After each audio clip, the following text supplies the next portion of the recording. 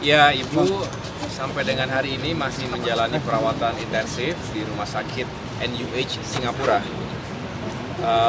Secara umum stabil, walaupun beberapa saat yang lalu sempat drop masuk ICU karena imunitasnya sangat rendah. Oleh karena itu, seharusnya sekarang ini sudah masuk ke siklus ketiga dari kemoterapi, di mana mengkonsumsi obat-obat yang tentunya keras dan memiliki efek samping yang juga tidak ringan. Harus dihentikan dulu sementara ini sehingga memberikan kesempatan recovery, imunitasnya makin baik, sehingga kalau daya tahan tubuhnya juga lebih stabil, barulah bisa dilanjutkan untuk siklus ketiga dan keempat dalam konteks kemoterapi. Nah, inilah yang terus kita jaga. Mudah-mudahan dalam masa-masa ini Ibu Ani juga terhindar dari segala bentuk katakanlah infeksi maupun gangguan-gangguan lainnya, sehingga minggu depan bisa segera dilanjutkan untuk kemoterapi siklus ketiga dan seterusnya. Saya mohon doanya dari teman-teman sekalian. Yang jelas saya sangat bahagia bahwa Ibu Ani itu terus semangat, terus punya optimisme dan harapan positif bahwa penyakit ini bisa dilawan. Dan tentunya membutuhkan kebersamaan kami sekeluarga. Pak SBY setiap hari nunggu Ibu Ani tidur di rumah sakit. Biasanya bergantian lah satu di antara 4 ini. Tapi akhirnya Pak SBY memutuskan untuk tidur juga di sofa kecil yang ada di rumah sakit itu dan memberikan semangat secara terus-menerus. Jadi sebenarnya idealnya itu 4 kali kemo. 4 kali kemo dengan harapan setelah 4 kali sel-sel kankernya sudah hilang, sehingga ketika sel-sel kanker itu sudah tidak ada di dalam darah ibu, bisa dilakukan transplantasi sum-sum tulang. Nah, sekarang baru selesai kemo kedua, seperti Mas Abu sampaikan, istirahat dulu untuk menambah daya tahan tubuh, untuk memperbaiki tubuh-tubuhnya yang merasa sakit di sana sini. Ketika sudah fit kembali, baru bisa dilanjutkan kemoterapinya tersebut. Gitu. Ya, berat badan tidak, rontok rambut tidak, karena memang ini jenis obat baru ya, yang tidak ada efeknya terhadap secara fisik.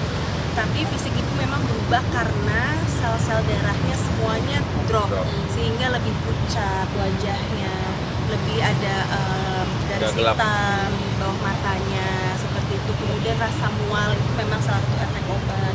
Kemudian cairan-cairan yang diproduksi lebih banyak dalam tubuhnya karena efek kemo, efek kanker, dan juga infus yang terus-menerus masuk transfusi darah. Jadi dan beberapa saat sempat seperti kehilangan ataupun terganggu pernapasannya. Ya, jadi masih dibantu oleh oksigen.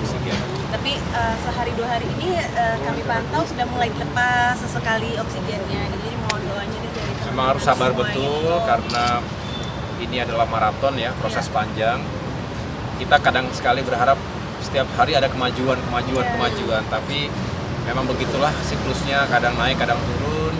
Yang jelas harus sabar dan kuat secara pribadi. Ibu Ani juga harus menunjukkan toughness ataupun mental toughness sehingga rasa sakit itu bisa dilawan.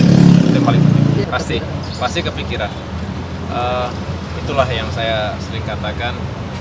Saya akan terus turun ke lapangan ya, berbagai daerah untuk menyemangati masyarakat di sana sini.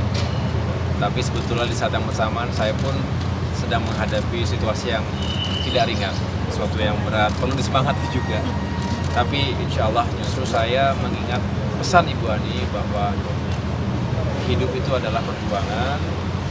Apapun ujian yang kita hadapi dengan tegar, dengan optimisme, karena insya Allah juga kita melewati ujian itu, maka kita akan ikhlas.